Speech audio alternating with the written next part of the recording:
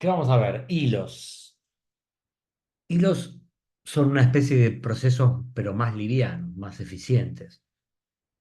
Entonces, para darle un sentido a cómo se logra esto y por qué, vamos a tomar un ejemplo, que es el desarrollo de un FTP server. ¿Sí? Imagínense un FTP server, para los que no lo conocen, es un servidor, un programa que sirve archivos. ¿Sí? FTP viene de File Transfer Protocol, es muy viejo y se usa hasta el día de hoy. Es un servidor que guarda archivos, entonces se le conectan otros programas por internet, por una red, usando sockets como los que ustedes usan en el trabajo práctico, y les piden que les mande un archivo, que depositar un archivo, listar un archivo, y vamos a seguir el camino de cómo sería desarrollar esa lógica de este FTP server. ¿Bien? Bueno, entonces tengo el FTP server acá, puede crear archivos, leer, eliminar, etcétera. Y es un servidor, ¿no? Bajo esta lógica que ustedes por ahí están viendo en el trabajo práctico también. Por lo tanto, a este se le conectan clientes que le piden, le mandan comandos y este FTP server les da una respuesta. ¿Bien? Por ejemplo, este primer cliente le manda un comando para listar los archivos que contiene, para conocerlos. Entonces el FTP le responde y le dice, bueno, tengo estos archivos. ¿Sí? Acá viene otro cliente, otro proceso que puede estar o no en la misma computadora, se conecta con el FTP server y lo mismo. En este caso le pide el contenido del archivo A. Entonces el FTP le responde con lo que sea que contenga ese archivo, ¿no? Ah, gracias por esa corazoncito. Y creo que acá tenemos un ejemplo más, donde hay un cliente 3 que podría conectarse para guardar un archivo nuevo, ¿no? Usando el comando put, que es un comando de FTP, digamos, ¿no? Y entonces le manda el contenido. Entonces imaginémonos que estamos programando eh, la lógica del FTP server. Tienen que recibir esas peticiones, procesarlas y dar una respuesta. ¿Bien? Entonces, lo primero que podría ocurrírsenos, si pensamos en un lenguaje medio imperativo procedural, es armar una lógica como esta, ¿no? Donde estoy en un while true, donde estoy permanentemente recibiendo las peticiones de los clientes. Esa es esta función receive request, que lo recibe a través de un socket, a través de una conexión. Estamos como simplificando todo eso. Y después, dependiendo del comando que el tipo va recibiendo, dame un segundo que quiero dibujar por acá. Ahí va. Dependiendo del comando, bueno, ejecuta una función que responde a lo que le pidieron, ¿no? Una función para listar los archivos, ¿no? Que se fija qué archivos tiene ese servidor y le manda la respuesta al cliente, ¿no? Este, por ejemplo, le manda el contenido de este archivo tal como el cliente lo pidió, ¿no? Entonces, y así yo podría ir completando cada uno de los posibles comandos que implementa mi FTP server. ¿Hasta ahí estamos? Sencillo, ¿no? Entonces, esto corre en una computadora y si yo tengo una lógica como esta, ¿cómo funcionaría la cuestión? Bueno, tengo el servidor de FTP. eh, Imagínense que se conecta un cliente, le pide el archivo. Entonces, bueno, en mi lógica, ¿qué pasa? Detecto que el comando es un get, entonces le empiezo a enviar el contenido del archivo, ¿no? Entonces, por ese canal de comunicación, que no es otra cosa que si pienso en la computadora, en la placa de red, bueno, estoy usando ese dispositivo de entrada salida para salir por ahí y mandar esos bytes del contenido, ¿no? De cara al cliente, ¿qué está pasando? Bueno, estoy recibiendo el contenido de ese archivo, ¿sí? Así que, nada, el cliente procesa, recibe la información, todos contentos. El tema sería si en esta computadora, que imagínense que tengo un sistema operativo, no sé, yo que sé, como Linux, y tengo naturalmente tengo multiprogramación, ¿no? Uy, no se entiende nada. Entonces tengo un sistema operativo con multiprogramación, tengo a este proceso ejecutando acá, que le está respondiendo un mensaje a este, ¿no? Supongamos que este está en otra computadora. Ahora, ¿qué pasa si viene un nuevo cliente en este momento?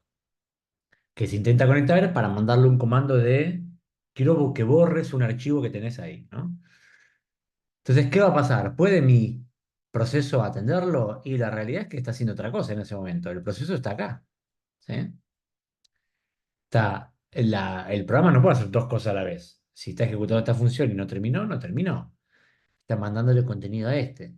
Por lo tanto, el tipo este, ¿qué es lo que ve? Y que está esperando una respuesta. Ni el servidor ni siquiera le respondió lo que el tipo le peticionó. ¿Está bien? Eso tiene una consecuencia posible, un escenario posible en nuestro sistema si lo encaramos tal como lo estamos encarando. ¿Qué opinan hasta acá? ¿Se llega a ver un poco la temática? ¿Alguna duda?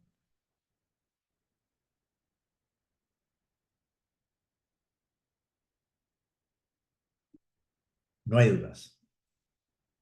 Entonces, eh, ¿hay una oportunidad para optimizar esto? Y probablemente sí, ¿no? Si yo tengo un sistema operativo que es el que está corriendo acá con multiprogramación, algo más puedo hacer si yo tengo dos tipos que me están pidiendo algo. ¿No? Sobre todo porque este está usando un dispositivo de entrada-salida y este tal vez quiere usar otro, digamos. Entonces, ¿cómo mejoro con una nueva solución? Esta es la solución uno, la que pensamos, ¿no? Donde se podría dar este escenario. Pero si le damos una vuelta más, tomando los conceptos que vimos en la clase de procesos, podríamos decir, che, una aplicación puede constar de varios procesos, no uno solo. Y ahí mientras un proceso hace una cosa, el otro hace otra. Entonces, ¿qué tal si ahora tengo un proceso que se llama FTP coordinador, con esa lógica, que cuando acepta las peticiones de los clientes, en lugar de procesar ahí mismo la lógica de lo que les pidió, ¿qué tal si en lugar de eso simplemente lanzo un nuevo proceso encargado de resolver esa lógica? ¿No? Hago un proceso coordinador más sencillo. Entonces, ¿cómo sería esto? Viene un cliente y se conecta. Entonces, el proceso coordinador lanza un proceso nuevo, un proceso hijo. En este caso es el handler uno.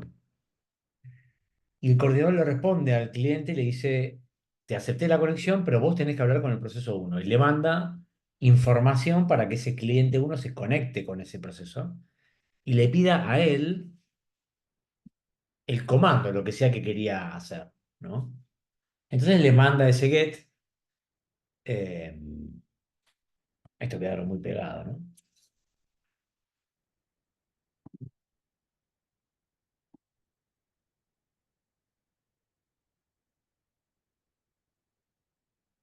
Que lo voy a poder agarrar fácilmente, pero me parece que no. Uy, la cagué. Uy. No. Control Z y queda para otro día. Entonces, ¿me siguen hasta acá? Entonces, ¿qué ganamos ahora? Bueno, si viene el cliente 2 y nos planteamos que ocurre el mismo escenario, se conecta para mandarle un comando, el cliente se conecta al coordinador que está libre, le acepta la conexión y el coordinador hace lo mismo de vuelta, crea un nuevo proceso exclusivamente para atender al cliente 2. Vamos a llamarle Client Handler 2. Entonces el cliente 2 recibe una información para conectarse a ese handler 2, se conecta, le manda el comando y el cliente, o mejor dicho, el proceso creado, lo ejecuta.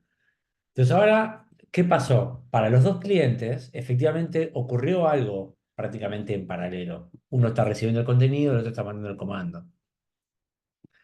¿Sí? Tenemos una situación donde la computadora funciona de manera un poco más óptima. Y lo que hicimos fue separar lo que antes era la lógica grande en dos procesos, uno de tipo coordinador y otro de tipo cliente. Entonces yo puedo lanzar tantos procesos manejadores clientes como conexiones tenga. ¿Sí? Y sería una lógica válida, varios programas están hechos de esta manera, y aprovecho qué cosa, la multiprogramación de la computadora, ¿no? Que puede haber varios programas activos ejecutando concurrentemente, mientras unos usan un recurso, otros usan otro. ¿Mm? Nótese que estos tienen el mismo código. ¿Sí? Son dos procesos lanzados a partir del mismo programa. ¿Ok? Pero eso no significa que los dos procesos hagan el mismo camino, porque cuando procesen el comando, este está procesando un comando, entonces procesa una función puntual para responder ese comando, y este está resolviendo otra función puntual para responder a este otro comando, ¿no? Pero todo el código es el mismo, solo que recorrió caminos distintos. ¿Bien? Bueno. Así que tenemos un mayor diseño, un mejor diseño, está más modularizado, es más fácil de entender. Si tengo varios procesadores este, en la CPU del servidor, este esquema se lleva muy bien con esto, porque acá podemos tener un proceso ejecutando acá en una CPU, y en esta otra CPU puede haber otro proceso.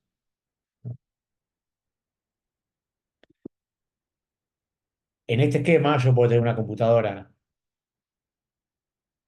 con 8 procesadores, pero mi proceso servidor usa solo uno. ¿Está bien? Acá es distinto. Entonces este diseño es un poco mejor, podríamos decir. Tiene por lo menos puntos interesantes de mejora y se ha usado por este motivo muchas veces. Entonces, ¿podemos mejorar esto un poquito más? Sí, y de esto se trata la clase de hilos. Imagínense que estos procesos que están acá necesitan comunicarse con este FTP Coordinator para mandarle cierta información. Imagínense que es información relacionada con estadísticas de los archivos enviados, recibidos, cosas que este proceso coordinador va a ir acumulando, digamos, en su haber, ¿no? De lo que va pasando. Eso es algo que podría ser perfectamente normal que se necesitara e implicaría comunicación entre los procesos. Es algo que se puede hacer, sí, se hace sin ningún problema, pero hay un costo a pagar. Para los procesos comunicarse, como por defecto no comparten nada, necesitan pedirle al sistema operativo, ¿no? A través de syscalls, crear canales de comunicación. Pueden mandarse mensajes entre ellos, o pueden crear regiones de memoria compartida por ambos procesos, y entonces ambos pueden escribir y entonces el otro puede ver lo que dejó. Pero necesitan involucrar el sistema operativo con un grado de overhead que, bueno, será necesario. Si al mismo tiempo estos dos procesos, o los tres, deben su comportamiento a un archivo de configuración, como les va a pasar en el trabajo práctico, que tienen que tener un archivo donde hay ciertos parámetros que se configuran antes de que inicie el programa, los tres procesos abren ese archivo, digamos, ¿no? Para poder entender cómo se supone que funcionan, digamos, ¿no? El archivo mismo abierto 3 veces, porque cada proceso tiene sus recursos.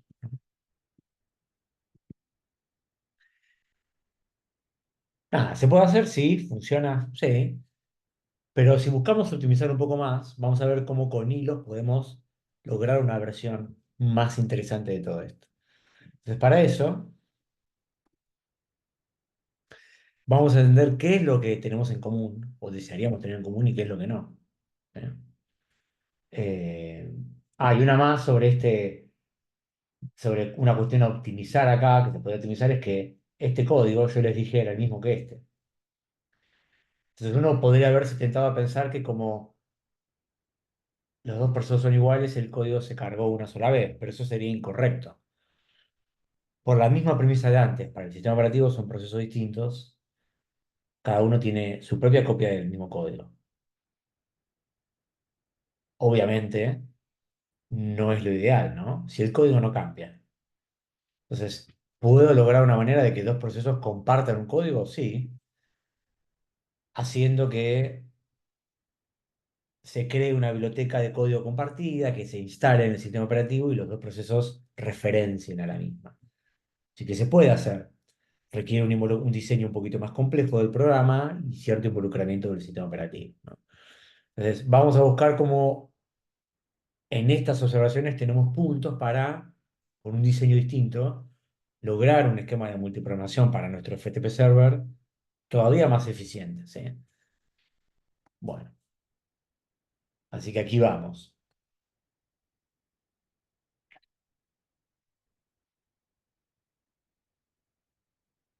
Este capítulo,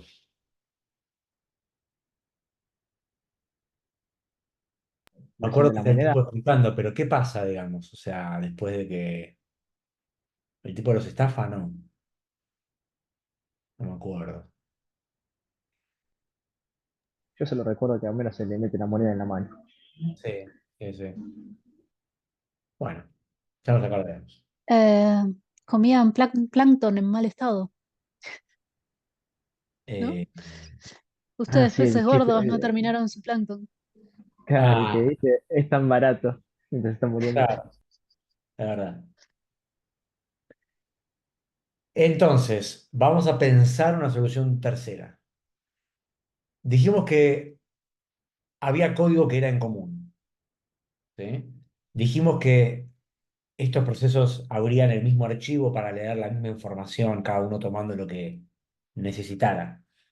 Dijimos que los procesos necesitaban compartir información, comunicarse, ¿sí? Lo cual de alguna manera representa también un potencial recurso en común. Pero al mismo tiempo, no es que los tres procesos eran exactamente iguales, ¿no? Eh, por lo tanto, ¿qué tal si pensamos un diseño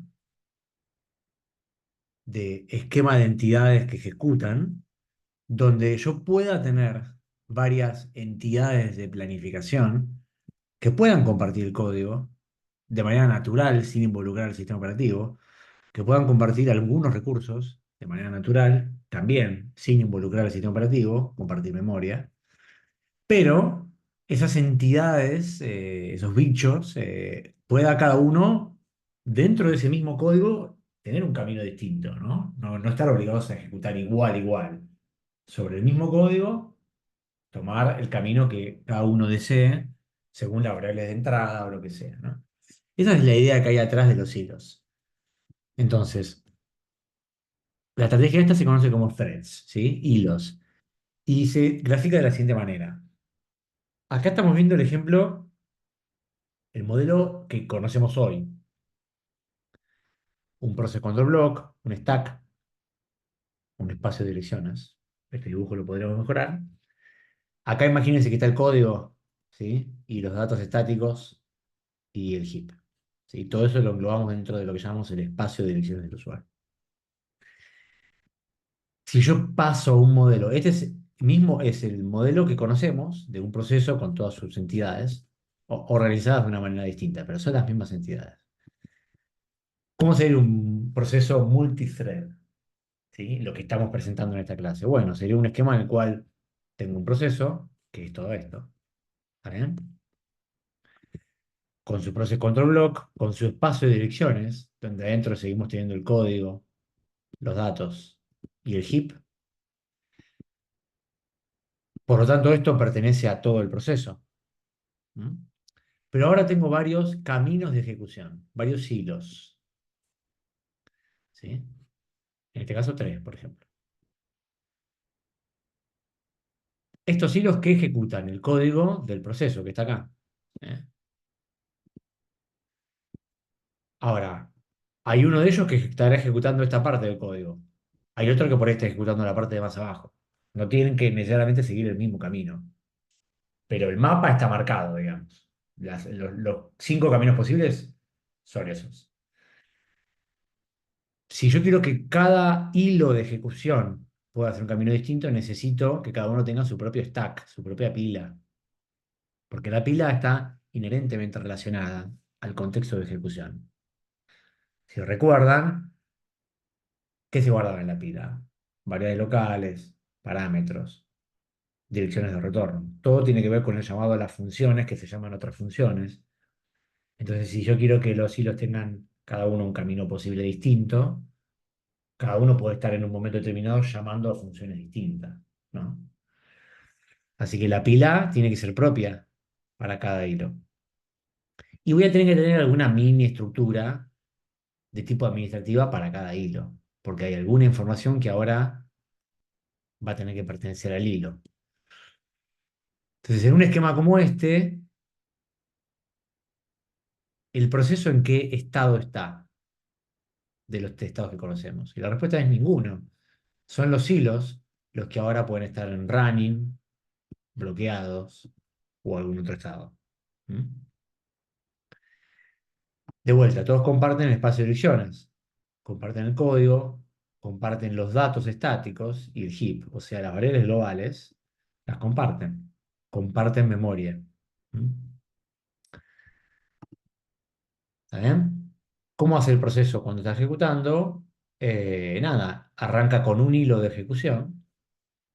Imagínense que la primera versión de cuando se crea un proceso en un sistema operativo como este, que soporte hilos, tendría esta forma, ¿ok?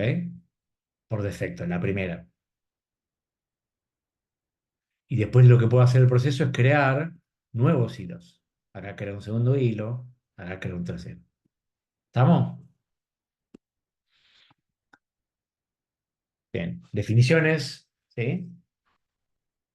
El multithreading es la habilidad de soportar múltiples flujos de ejecución y un thread o un hilo es una unidad de trabajo que puede ser planificada por el sistema operativo o por una biblioteca de usuario. Acá está la definición de lo que involucra, digamos. Fíjense estos esquemas. ¿Cómo ahora podemos hacer multiprogramación? Ahora que conocemos esta nueva variante. Bueno, primero teníamos este esquema, ¿no? Este es el esquema que no tiene multiprogramación en mi aplicación. Yo creo un proceso y el proceso tiene un solo hilo. Esto es lo que sabíamos hasta el día de hoy. Con esto dijimos, si yo quiero una aplicación que aproveche la multiprogramación, en nuestra solución 2 fuimos por este camino. ¿Está bien?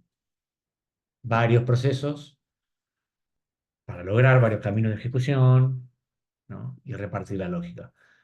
Lo que hoy estamos conociendo es este camino. Y obviamente este camino nos abre este otro camino también, ¿no? La combinación de los dos. ¿Bien? Bien, bueno. Si yo tengo hilos, ¿cuáles son las ventajas si lo comparamos con múltiples procesos? Bueno, crear y destruir un hilo va a ser una operación más rápida en términos de que es más sencilla, se requiere manipular menos estructuras administrativas que si yo tengo que crear o destruir procesos. Lo mismo si tengo que hacer un switch entre hilos del mismo proceso va a ser más rápido que el switch entre procesos del sistema. Y obviamente la comunicación también va a ser mucho más rápido. ¿Eh?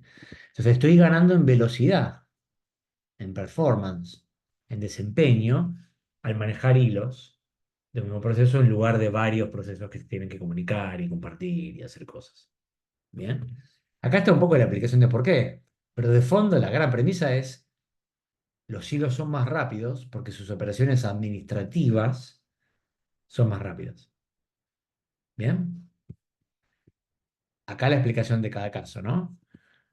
¿Por qué es más rápido? Porque el espacio de memoria no cambia. Entonces, si yo creo, destruyo hilos o hago switch, hay algunas tablas asociadas a memoria que no tengo que cambiar, porque el nuevo hilo va a continuar ejecutando o pudiendo ver el mismo espacio de direcciones, va a poder referenciar el mismo código, va a poder mirar las mismas variables. Entonces, ese cambio de contexto es más liviano que el cambio de contexto del proceso. Los registros que tengo que copiar son menos. Y la comunicación entre hilos es prácticamente más rápida porque como comparten memoria por defecto, no necesito el sistema operativo para escribir o leer de esa variable de memoria compartida, porque el diseño así lo permite. Todos los hilos del mismo proceso pueden escribir o leer en las variables sin realizar syscalls. ¿Sí? Acá le metemos un casi nula porque la clase que viene vamos a ver que no todo es perfecto, digamos, ¿no? Pero por ahora vamos a quedarnos con que es nula, digamos. Entonces, ventajas de hilos las estamos viendo. Para la clase que viene vamos a ver un poquitito que todo lo bueno trae algo malo y bueno, en realidad este excesivo compartimiento y de estar tan juntos, depende de lo que uno haga, bueno, puede generar unos nuevos problemas, ¿no? Esta voy hablando específicamente de sincronizar el uso de esos recursos que ya estaban compartidos. ¿Sí? Eh, Eso va a ser algo necesario para hacer y lo vamos a ver en la clase que viene. Entonces, ahora que aprendimos de hilos, ¿cómo hago la solución al problema original? Una nueva solución, pero usando hilos en lugar de procesos. Bueno, entonces tengo un proceso que está remarcado por la caja celeste, ¿sí? Y adentro tiene un hilo, el hilo coordinador. Esperen que tengo que dejar pasar a Ruby, que de vuelta me quiere visitar.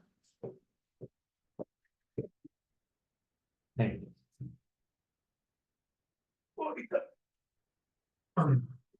Perdón, ¿eh? ¿Y ahora qué hago? Bueno, cuando se me conecta el cliente, habla con el proceso, con el hilo, y el hilo ¿qué hace? En lugar de crear un nuevo proceso, crea otro hilo dentro del mismo proceso para manejar la comunicación con ese cliente. Entonces, la misma historia. Ahora el cliente habla con este hilo. ¿Bien? Y lo mismo cuando viene el otro, ¿no? Acá tenemos dos hilos. Entonces, parece igual, pero no es igual. ¿Por qué? Porque tenemos ahora estas ventajas. ¿Bien? ¿Significa esto entonces que la solución 2 es una cagada? No, esta solución funciona muy bien. Lo que estamos estudiando es una solución que podría funcionar un poco más óptima, digamos. ¿Bien? Un poco mejor. ¿Vos estás de acuerdo con esto? Sí, estoy de acuerdo. Perfecto. Lo sospechaba al principio. Eh, ¿Dudas, consultas hasta acá?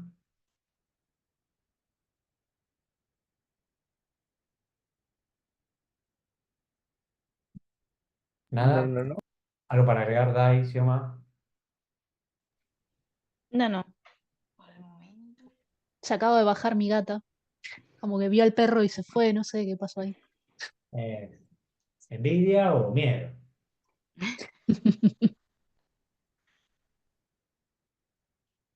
Bueno, volvemos acá. Entonces, ahora, perdón, me estoy comiendo pelo del perro. Solución 3. Entonces la vimos y vamos a hacer un zoom más sobre esta solución porque lo que quiero que entiendan es esto. ¿Qué es lo que está pasando adentro del proceso que contiene a estos hilos? Bueno, tenemos los tres hilos de ejecución, ¿sí? Pero acá están los datos compartidos, ¿sí? Todos los hilos pueden acceder sin problema. Siéntate acá, eso, ahí va, eso. Pueden acceder sin problemas a esta variable global, ¿no? Compartida para todos los hilos, pertenece al proceso. Y lo mismo con el código para ejecutarlo, digamos, ¿no? Entonces, estos accesos no necesitan el involucramiento del sistema operativo, porque todo lo que pasa acá le compete al proceso, ¿sí? Y entonces el sistema operativo no se mete.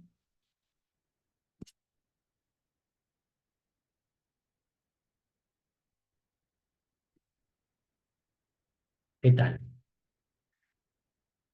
Bueno, si más o menos entendieron esta parte, estos son hilos, ¿sí? Nos queda ver una clasificación y ya vamos cerrando. Pueden ser de dos tipos los hilos, a nivel kernel o a nivel usuario. Dos implementaciones. Si es a nivel kernel, el hilo es gestionado por el sistema operativo. Si es a nivel usuario, el hilo es gestionado por una biblioteca de funciones que corre en espacio de usuario. Esa es la diferencia en la raíz. ¿Bien? Repito, a nivel kernel lo gestiona el sistema operativo. O sea, el sistema operativo sabe que existen. Si yo quiero crear un hilo, le pido al sistema operativo que lo cree, una syscall, ¿sí? El sistema operativo planifica ese hilo y le pone un estado, ejecutando, no ejecutando. Si está gestionado por la biblioteca, ¿qué pasa? Cuando creo un hilo, lo creo con una función de la biblioteca, no es una syscall. ¿Mm? Entonces, el sistema operativo no tiene idea si hay hilos de usuario dentro de un proceso. El sistema operativo verá el proceso como un todo, ¿no? Si el sistema operativo gestiona los hilos, crear un hilo, destruirlo y el switch implica un involucramiento del sistema operativo, cambios de modo de ejecución, cambio de contexto. Siguen siendo más eficientes que la creación de procesos, por supuesto. Pero si los hilos son manejados por una biblioteca de usuario, no hay cambios de modo para crear un hilo, porque no llama una syscall. ¿Se entiende más o menos? Estoy dando vueltas sobre la misma idea, ¿no? Que es quién gestiona los hilos. Si son KLT o si son ULT. Esto me lo quedé pensando el sábado, por eso lo estoy explicando distinto de Isioma y esto se me presta para la cabeza para yo reacomodaría cómo explicamos esto. Eh, los slides están buenísimos, pero después tengo una idea para después para explicar esto de otra manera. Me gusta, ¿Cómo? me gusta. Bueno, entonces esa es la diferencia entre los dos hilos. ¿Quién los gestiona? Y las consecuencias son las que estamos viendo en los pros y contras que vemos en cada uno de estos slides, entre los cuales voy y vengo, como un gilastrú, digamos. ¿Cómo el sistema operativo gestiona los KLTs? Entonces, si yo tengo varios procesadores, bueno, el sistema operativo puede mandar un KLT a un procesador y otro KLT a ejecutar a otro procesador, porque el sistema operativo los está administrando, los está planificando. ¿Bien? ¿Qué pasa con los VLTs? No tengo eso, ¿no? Si un proceso tiene dos hilos de usuario que el sistema operativo no conoce, porque son hilos de usuario, y hay dos procesadores, dos CPUs, ¿cómo hace para mandar un hilo de usuario a cada una? ¿Eh? Lo que hace el sistema operativo es mandar el proceso completo, y los hilos de usuario terminarán ejecutando de manera intercalada adentro de esa única CPU. ¿Bien? Quiero bajar un poquito para que se vea la perra. O mejor que se vea la perra en lugar de mí. Ahí está, ahí me gusta más. Seguimos. ¿Estamos con esto? Imagínense como que está hablando Ruby. ¿Sí? Eh,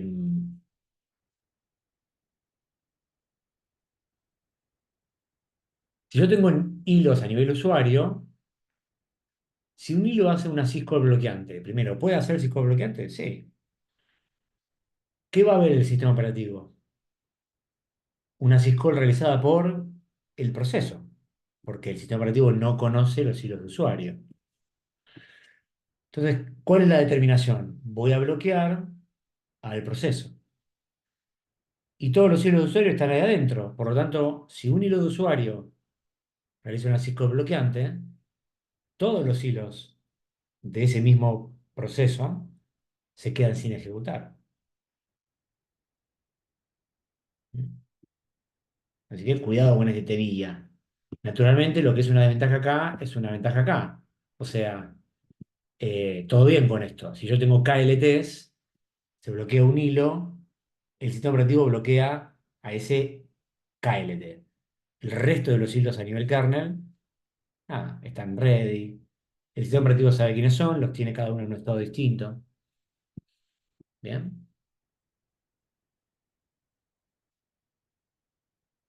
Si yo tengo que comparar KLTs con ULTs específicamente, claramente los KLTs tienen un mayor overhead, así que esto sería una especie de desventaja. ¿Por qué? Porque los ULTs, ¿qué pasaba? Resuelven toda la administración en modo usuario, no hay cambio de contexto, no hay syscalls. Entonces acá tengo esta desventaja si los comparo con los ULTs, ¿no? Y acá finalmente algunas ventajas más de los hilos de usuario. La primera, la más importante de todas, es esta. Pero después, bueno, los hilos de usuario necesitan tener su propio algoritmo de planificación, así que puede ser el que las bibliotecas quieran. Acá te puedes inventar el algoritmo que quieras cuando programas la biblioteca, ¿no? Obviamente. Y los hilos pueden ser portables, los programas, mejor dicho, con hilos de usuario pueden ser portables, siempre y cuando las funciones para administrar los hilos a nivel usuario estén paradas o apoyadas en funciones estándares, en bibliotecas estándares. Esto lo vamos a ver el sábado. Lo vamos a entender bien el sábado, este tema. Eh, bien. Eh, ¿Cómo estamos hasta acá? ¿Dudas, consultas? Algo que no haya quedado claro. Mientras no sea que les parece poco serio verle la cara a un perro mientras hablo yo.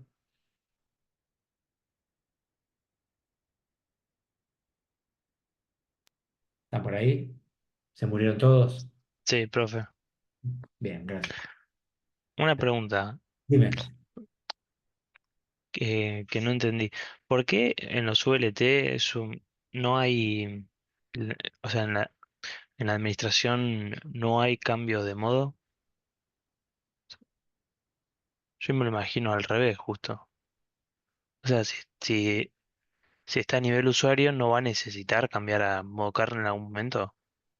Eh, sí, cuando haga una syscall, que no es que no las va a necesitar, pero para lo que es gestión de hilos, para crear un ULT nuevo o para eh, hacer que deje de ejecutar un ULT en favor de otro ULT del mismo proceso, no necesitas involucrar al sistema operativo.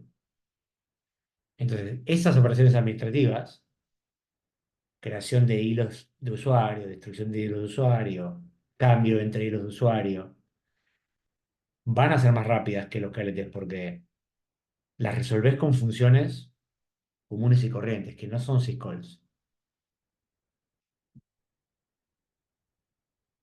Claro, perfecto. Sí, sí, ya entendí. Por ahí, si uno hila un poco fino, dice, pero ¿cómo con funciones comunes haces un ULT? Bueno, eso en otro momento lo vemos o tal vez no lo veamos, que requiere un poco de profundización más técnica todavía, pero quédense con que es posible. ¿Sí? Así que bueno, ventajas, pros y contras, ahí lo vimos. Y finalmente lo que nos queda, hoy hicimos más rápido, ¿no? ¿Qué hora es? Uy, fui a los pedos mal. Aparte hemos llegado un poquito más lejos con planificación la clase pasada, Ah, bien. en comparación al martes. Bueno, acá podemos explicar esto entonces. Bueno, entonces, cuando yo tengo hilos de usuario, aparece un temita, ¿no? Que es, algunas bibliotecas ofrecen funciones que son wrappers de las funciones originales. El concepto este nosotros ya lo vimos. Que vos en lugar de hacer un read, una syscall para leer de un archivo en Linux, la biblioteca de hilos de usuario me ofrece esta función. Si vos llamás a esta función mejor, me dice. ¿Y qué va a pasar? Y vos vas a leer de un archivo, no te preocupes. Bueno, entonces yo llamo a esta función. Cuando pasa esto, lo que estoy haciendo es permitiendo que las syscalls intercepten, perdón, que la biblioteca intercepte las syscalls, porque estas funciones son de la biblioteca, ¿sí? Me dice, mejor usa este wrapper. ¿Mm? ¿Qué tiene eso de ventaja para la biblioteca? Bueno, esto le permite replanificar a la biblioteca ante futuros thread switch. Esto es, como la biblioteca sabe que estoy haciendo una operación que probablemente va a bloquear a todo el proceso, como yo le aviso porque llamo a esta función, en lugar de esta, ¿no? Por más que después esta función tenga que llamar de verdad a esta, ¿no? Pero la biblioteca se va a dar por enterada de antemano que algo va a pasar. Entonces puede gestionar un poco la administración de lo que pasa con un poco más de libertad, digamos. ¿Cómo sería esto de interceptar las syscalls visualmente? Bueno, esto que estamos viendo acá, ¿no? Tengo un proceso, un ULT, tiro la lógica de negocio, y de golpe hace una syscall. Si el proceso llama a la syscall, o mejor dicho, el hilo de usuario llama a la syscall de manera directa, sería el ejemplo que estamos viendo con el número uno, ¿no? Es esto de acá, ¿no? Del ULT va directo al sistema operativo. La lógica de gestión de la biblioteca de usuarios no se da por enterada de que esto está pasando, ¿sí? Porque una vez que se produjo este salto, ¡pum! El sistema operativo se involucra, bloquea todo el proceso, chao. Ahora, ¿cómo sería una syscall interceptada? ¿Cómo sería el caso de llamar a user threads read? ¿No? Bueno, sería el caso que estamos viendo acá como el 2, ¿no? Donde la lógica de negocio llama a otra función, wrapper, ejecuta la biblioteca de luego del test y es la propia biblioteca del test la que después luego llama al read para finalmente hacer la lectura, porque no se puede salvar de... Voy a acomodar esta pantalla porque ya es cualquiera, la perra puso cara, se va al otro lado. Eh, ¿Está bien? Entonces esto es interceptar. ¿Eh? Vos llamás a esta función que está en el medio. Ahora, si yo intercepto la función, me abre una nueva posibilidad. Aparte de poder tener más opciones de administración para la biblioteca, le permite a la biblioteca, si quisiera, implementar una técnica llamada jacketing, que le estamos viendo acá abajo. Ahí está acá. ¿Eh? ¿Y cuál es la premisa? Convertir las SQL bloqueantes en no bloqueantes. Pero lo hace la biblioteca de usuario, digamos, ¿no? De hilos. Y me permite reducir, o mejor dicho, eliminar una de las desventajas de los hilos de usuario. ¿Eh? ¿Se acuerdan de esta desventaja? Si un hilo del proceso se bloquea, un OLT, entonces todos los hilos se bloquean. Bueno, al transformar la llamada en no bloqueante, ya no se bloquea ni el hilo ni el proceso, ¿no? Entonces ahora, si tengo jacketing, el bloqueo del hilo no va a bloquear a los otros, ¿sí? Si tengo esta técnica implementada, que no siempre está. Pero para poder tener esta técnica, es requisito indispensable tener esta otra. Que la biblioteca pueda interceptar las llamadas y para interceptarlas, el programa tiene que voluntariamente llamar a los wrappers. ¿Me siguen hasta acá? Volvamos a ver el gráfico para entender la diferencia, ¿no? El caso 1 es, hablé directo con el sistema operativo y el caso 2, pasé por la biblioteca. ¿Bien? Entonces, si hay jacketing, esa syscall que el tipo hizo, la biblioteca la realiza, pero de manera no bloqueante.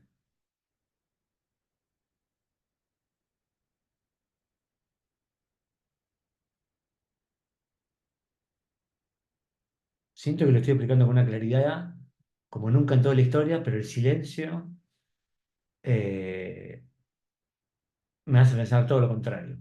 O sea, sin jacketing obligadamente es bloqueante, o no ¿Cómo? obligadamente.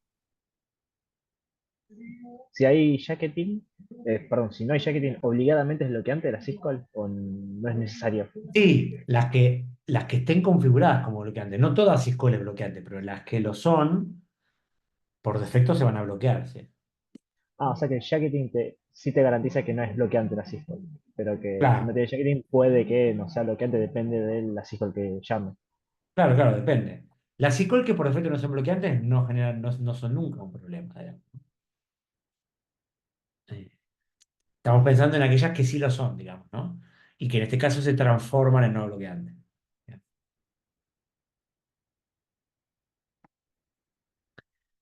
Bueno, y para cerrar, sobre esto vamos a volver en la práctica también. Vimos KLT, y vimos ULT, ¿se pueden combinar? Sí, este gráfico es perfecto. ¿Qué significa combinar? Tener procesos que tienen KLTs, pero que cada KLT adentro pueda crear sus propios ULTs. ¿Sí? Así que es lo que estamos viendo acá. Pará, ¿qué pasó acá? Esto no quedó igual que... Alguien me lo cambió un poco más. Igual no es que esté mal, pero no sé si me gusta. Mm, No, bueno, está bien. Eh, calculo que carry, porque no me suena haber tocado esto. no, no, ya estaba así esto. Sí. Yo lo que sabía lo que haría como diferencia, como agregado más, pondría la Thread Library acá, pero la pondría en naranja y la pondría de este lado. ¿Se entiende lo que digo? O sea, no es que no En existe el una, medio. no es Ok. que no existe, claro, no es que no existe una biblioteca de hilos. Es que está del lado kernel, digamos, ¿no? De hecho, Bueno, si hiciéramos esto, en realidad habría que poner acá también, ¿no? Hay dos bibliotecas de hilos, la de kernel y la de usuario. Le voy a hacer control Z y dejamos acá una oportunidad de mejora para más adelante. Entonces se pueden combinar, ¿sí? Vamos a hacer ejercicio de planificación combinando también estos, ¿sí? ¿Cuál es la gracia de estas combinaciones? Hay que prestar atención, ¿no? Eh, si no tengo jacketing, se bloquea este, se bloquean todos. Acá si se bloquea este, solo se bloquea este, el resto sigue ejecutando. Y acá si se bloquea este, o mejor dicho, si se bloquea este, ¿qué pasa? Se me bloquea este también, pero hasta ahí, ¿no? ¿Se entiende por qué? Combinando esta cuestión, este le da libertad a este para tener su propio camino y no bloquearse con el resto. ¿Mm? Bueno, dudas, consultas. La clase que viene vamos a ver un ejemplo de código, de cómo se crean en Linux. Y me parece que tengo ganas de terminar acá. Claro, le puse como mucha velocidad, pero igual esto es muy breve. Me parece que mejor lo explicamos, ¿no? Sí, sí, sí, muy breve como van a explicar. Bueno, con esto cerramos la parte de hilos. ¿Sí? Y último tema, este ejemplo sí lo vemos en la clase que viene, que no tiene que ver con hilos, pero lo metemos acá porque lo metemos acá, tiene que ver con tipos de arquitecturas de kernels. Estamos viendo que un sistema operativo, su kernel, su núcleo, tiene muchas funcionalidades. Funcionalidad de manejo de procesos, manejo de hardware, funcionalidad de planificación. Cada uno de esos son módulos, lógicas. Como tal, se pueden estructurar de muchas maneras. La primera es pensar en un kernel monolítico. ¿Cuál es la idea de este kernel monolítico? Bueno, todo el código es un gran bodoque donde la lógica de planificación, de proceso, de manejo de archivos, está toda mezclada ahí. ¿Sí? Y yo arriba tengo las aplicaciones corriendo con felicidad. Modo kernel, modo usuario. ¿Sí? Bien clara la distinción, como la conocemos, digamos, ¿no? ¿Y qué hay acá adentro? Y una variable global que puede ser accedida por cualquier función, digamos, ¿no? Porque es un gran bodoque esto, con sus pros y sus contras, ¿no? Si esa variable queda con un valor errado y es accedida de 20 funciones distintas, ¿cómo sé dónde se modificó? ¿Sí? Es probable que su trabajo práctico, cada uno de los módulos, tenga un poco de todo este código espagueti quilombo, traten de diseñarlo lo mejor posible. ¿Mm? Yo podría pensar en un kernel más de tipo en capas, digamos, ¿no? Como este, otro diseño. Un módulo arriba del otro. ¿Mm? Todos los módulos del sistema operativo corren en modo kernel, obviamente, pero ahora están como más separados, ¿no? Sistema de archivos, entrada-salida, manejo de memoria. Y acá las aplicaciones de los usuarios, los procesos. La idea es que este habla con este. Las capas están una arriba de la otra porque la comunicación se puede realizar entre las capas adyacentes. Este es un modelo más teórico que real, porque en la vida real no hay como una manera perfecta de acomodar quién habla con quién, digamos, ¿no? Pero conceptualmente, bueno, es una idea. Y finalmente, monolítico, perdón, microkernel. Un diseño un poquito más moderno que dice, bueno, voy a agarrar mucha de esta lógica y la voy a transformar en procesos comunes que corren en modo usuario. Lógica que antes era del kernel del sistema operativo. Y voy a agarrar un pedacito de la lógica importante y me la llevo adentro de lo que voy a llamar el microkernel, ¿no? Una parte muy chiquitita. Entonces, lo que ahora tengo corriendo en modo kernel es una pequeña parte. Y hay varios procesos que ahora sí hacen lógica del sistema operativo, y acá arriba están los procesos comunes, o más bien, más que arriba, conceptualmente sería al lado, ¿no? ¿Bien? Si acá se produce un error, un bug, una referencia de memoria inválida y el tipo quiere escribir acá o acá, lo va a poder hacer sin ningún problema, porque esta lógica corre en modo kernel. Si estás en modo kernel, sos Dios. Ni hablar de lo que pasaba acá, ¿no? Cualquier función que tenga un error hace percha cualquier cosa, digamos, ¿no? Porque acá tengo una terrible navaja que me permite hacer cualquier cosa, ¿no? O vamos a dibujar un sable láser para hacerlo más tipo Star Wars. Bueno, no se parece a un sable láser este, ¿no? Bueno, imagínenselo. Ahora, ¿qué pasa acá? El tipo que programó este proceso que hace lógica del sistema operativo se mandó una cagada. Estaba borracho cuando lo programó. ¿Quiere acceder acá? ¿Puede hacerlo? No. Porque esto ahora corre como un proceso común y corriente en modo usuario. Está limitado, ¿no? Entonces tenemos una arquitectura que pretende ser más estable, más robusta. ¿Mm? La parte complicada es esta, pero ahora como tengo muy poca lógica acá, es más fácil de mantener, ¿sí? Más fácil de revisar, de garantizar la calidad. ¿Se entiende un poco el espíritu de esta idea? Ahora, si estos tipos quieren hablar entre sí, este quiere hablar con este, se respeta la regla que vimos antes, los procesos no se conocen, entonces lo hacen a través del sistema operativo. Así que tenemos un precio a pagar, ¿no? Por esta estabilidad, esta seguridad, este mejor diseño, que es un poco más de overhead, ¿no? Cambios de contexto. Si nos paramos acá, el overhead que hay entre una función dejándole un valor acá y esta función, que es el módulo de memoria, leyéndolo es nulo. No hay cambio de modo, no hay nada. Es toda la misma lógica, el mismo Godot, el mismo código. Así que acá tenemos un poco de performance, digamos, velocidad, digamos, ¿no? Acá resignamos un poco de velocidad por un poco más de estabilidad, digamos, ¿no?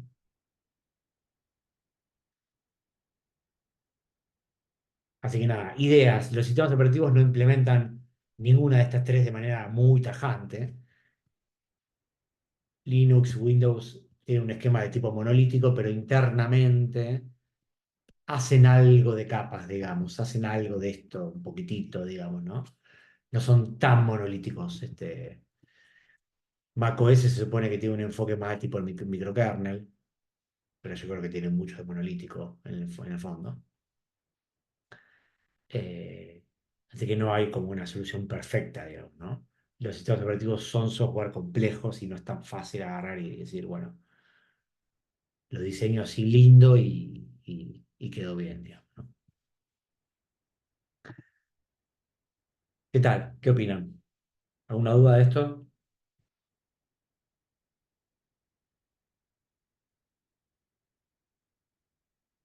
Parece que nada. La clase que viene hacemos los test de esta parte. Si no vieron esta serie, que sigue estando en Netflix, se las recomiendo verla. Alguna de las mejores series de los últimos años animadas para adultos. Eh, sobre esto, la clase que viene, si me acuerdo, vamos a hablar un poco sobre un caso mundial que ocurrió, que conecta mucho con esta temática, hace un mes, un poquito, de un software que se rompió y rompió todo, digamos. Bueno, si no hay más dudas, yo y Ruby nos vamos a despedir. Uy, se me cayó la computadora, mierda. Yo agregaría un comentario nomás. Vengan Dale. a la práctica el sábado, por favor, vengan, es importante. Em, y si pueden, háganse el ejercicio 1 y 2, como para, porque vamos a estar haciendo ejercicios en clase, como para que estén un poco más ágiles. Y si traen dudas, espectacular. Después vamos a pasar el link al archivo Ah, link del coso para que sea más práctico, pero bueno, en el campo virtual general, no el defecto del curso, sino en general, hay una carpeta que dice guías de ejercitación y la van a encontrar, ¿no? La guía de planificación, es la que está diciendo Xiaomi. ¿Sí? Bueno, espero que les haya servido esta clase. Cuando la suba a YouTube les paso el link y espero verlos el sábado a las 2 de la tarde, con con unos buenos mates y algo rico para comer. ¿Sí? Bueno, hasta luego, gente. Nos estamos viendo. Dale, Chao, chao. gracias, Nos profe. vemos, profe. Chao. Chao, profe. Bueno, ya, profe. Chau.